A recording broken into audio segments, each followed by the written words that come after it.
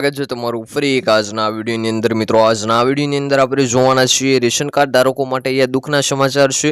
સરકાર દ્વારા 55 લાખ જેટલા રેશન કાર્ડ ધારકોના અહીંયા રેશન કાર્ડ રદ કરવામાં આવશે અને બાકી રહેલા રેશન કાર્ડ ધારકોને મફત અનાજ બંધ કરીને 2000 રૂપિયાની સહાય આપવામાં આવશે। તો કેવા રેશન કાર્ડ ધારકોના અહીંયા રેશન કાર્ડ રદ થશે અને રેશન કાર્ડ રદ ના થાય એના માટે શું કરવું ને સાથે વાત કરીએ તો 2000 રૂપિયા જે સહાય છે મેળવવા તમારે અહીંયા એક ફોર્મ ભરવું પડશે। કયું ફોર્મ છે, કેવી રીતે ભરવાનું છે, કયા ડોક્યુમેન્ટ લાગશે, ક્યાં જમા કરાવવાનું છે, આ બધી જ માહિતી તમને આજના આ વિડીયોની અંદર મળી રહેશે। તો વિડીયોને તમે એન્ડ સુધી જોતા રહેજો।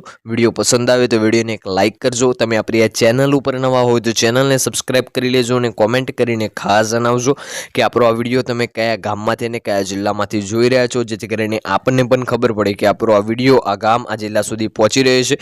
સાથે વાત કરીએ તો અત્યારે ઘણા બધા રેશન કાર્ડ ધારકોના ઘરે એક નોટિસ આવી રહી છે, જેમાં જણાવવામાં આવી રહ્યું છે કે તમારું રેશન કાર્ડ હવે રદ કરી દેવામાં આવશે। તો હવે સ્ટેપ બાય સ્ટેપ ઘણા બધા રેશન કાર્ડ ધારકોને આ નોટિસ મળશે ને ઘણા બધા રેશન કાર્ડ ધારકોના રેશન કાર્ડ જે છે સરકાર તરફથી રદ કરી દેવામાં આવશે। તો કેવા લોકોના અહીંયા રદ થશે ને કેવાના બચશે અને સાથે આ સહાય છે ક્યારથી મળવાની શરૂ થશે, આ માહિતી તમામ આજના વિડીયોની અંદર મળી રહેશે। તો વિડીયોની જે છે હવે આપણે શરૂઆત કરી લઈએ। તો ગુજરાતના અન્ન અને નાગરિક પુરવઠા જે છે વિભાગે એક મહત્વપૂર્ણ નિર્ણય લઈ રાજ્યભરના જે છે અપાત્ર NFFC રેશન કાર્ડ ધારકો સામે પગલાં લેવાનું શરૂ કર્યું છે। મિત્રો, ગુજરાતના જે અન્ન નાગરિક પુરવઠો છે ત્યાંથી એક મહત્વપૂર્ણ નિર્ણય લેવામાં આવ્યો છે। આમાં જે તમામ NFFC રેશન કાર્ડ ધારકો છે એમના સામે એક પગલું મોટું લેવામાં આવ્યું છે, જેમાં 75 લાખ જેટલા NFFC કાર્ડ ધારકોમાંથી આશરે 55 લાખ જે છે લોકોને નોટિસ પાઠવવામાં આવી રહી છે। મિત્રો, આપણે જે 75 લાખ રેશન કાર્ડ ધારકો છે NFFC રેશન કાર્ડ ધારકો, આમાંથી 55 લાખ રેશન કાર્ડ ધારકોને નોટિસ પાઠવવામાં આવી રહી છે। આ નોટિસ એવી વ્યક્તિઓ માટે છે કે જેમની આર્થિક સ્થિતિ મજબૂત હોવા છતાં તેઓ હજુ પણ ગરીબો માટેની અનાજ સહાય યોજનાનો લાભ લઈ રહ્યા છે। આ નોટિસ એવા મિત્રોને મળી રહી છે કે જેમની આર્થિક સ્થિતિ મજબૂત છે અને જે ગરીબો માટે રેશન કાર્ડ ધારકોથી જે અનાજ મેળવે છે એમના માટે નોટિસ પાઠવવામાં આવી રહી છે, જેમ કે આવકવેરો, ઇન્કમ ટેક્સ ભરનારને, મોટી જમીન ધરાવતા જમીન માલિકો, GST ચૂકવતા વેપારીઓ, કંપનીના ડાયરેક્ટરો, આ ઉપરાંત મૃત્યુ પામેલ વ્યક્તિઓના નામે ચાલતા કાર્ડ પણ નોંધવામાં આવશે।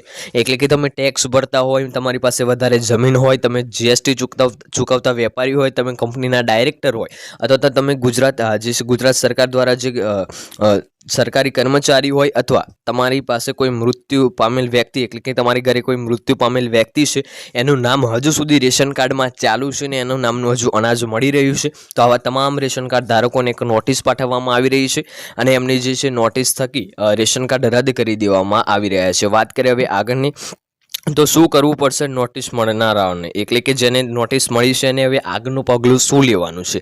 તો જેઓને નોટિસ મળી છે તેમને જિલ્લા પુરવઠા અધિકારીઓને લેખિતમાં પોતાનું સ્પષ્ટીકરણ આપવું પડશે। એટલે કે જેમને અહીંયા નોટિસ મળી ગઈ છે એમને જે જિલ્લા પુરવઠા અધિકારી છે તેમને લેખિતમાં પોતાનું સ્પષ્ટીકરણ આપવું પડશે કે તમે આ રીતનો કાર્ય કરો છો। ત્યારબાદ તાલુકા સ્તરે રચાયેલી એક વિશેષ કમિટી તેમના કેસની સમીક્ષા કરશે। એટલે કે તમે જે અપીલ કરો છો, તમે જે તમારું સ્પષ્ટીકરણ આપો છો એની એક વિશેષ કમિટી જે છે તેની સમીક્ષા કરશે।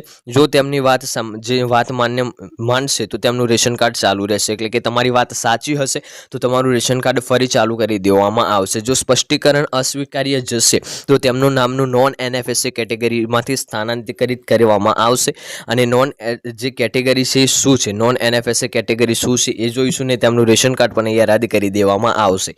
જે કાર્ડ નોન NFFC હેઠળ આવશે તેઓને હવે મફતમાં કે સસ્તા ભાવે અનાજ મળવાનું બંધ કરી દેવામાં આવશે। એટલે કે તમારું પણ રેશન કાર્ડ નોન NFFC માં આવે છે તો તમારે પણ અહીંયા જે છે સસ્તા ભાવેને જે મફત અનાજ મળે છે આ બંધ કરી દેવામાં આવશે। આ પગલો મુખ્ય ઉદ્દેશ છે કે યોગ્ય લાભાર્થીઓ સુધી જ સહાય પહોંચે અને ભ્રષ્ટાચાર પર જે છે લગામ મૂકવામાં આવે। એટલે આ કાયદો એટલા માટે જ લાવવામાં આવી રહ્યો છે કે જે ખરેખર જેને અનાજની જરૂર છે, જે ખરેખર લાભાર્થી છે એના સુધી જ આ સહાય પહોંચે ને જે ભ્રષ્ટાચાર છે એના ઉપર અહીંયા લગામ મૂકી દેવામાં આવે।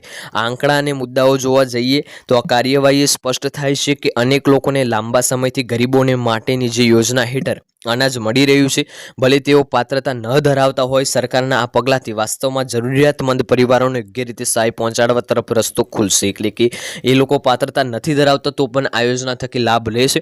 એવા તમામ રેશન કાર્ડ ધારકોના અહીંયા રેશન કાર્ડ રદ કરી દેવામાં આવશે ને બંધ કરવામાં આવશે. તો આજનો આ વિડીયો પ્રિય પૂર્ણ કરીએ છીએ. વિડીયો તમને પસંદ આવ્યો હોય તો વિડીયોને એક લાઇક કરજો. આપણી આ ચેનલ ઉપર તમે નવા હોય તો ચેનલને સબસ્ક્રાઇબ કરી લેજો અને કોમેન્ટ કરીને ખાસ જણાવજો આજનો આ વિડીયો તમને કેવો લાગ્યો. મળીશું આગળના વિડીયોમાં. ત્યાં સુધી જય ભારત, જય હિન્દ.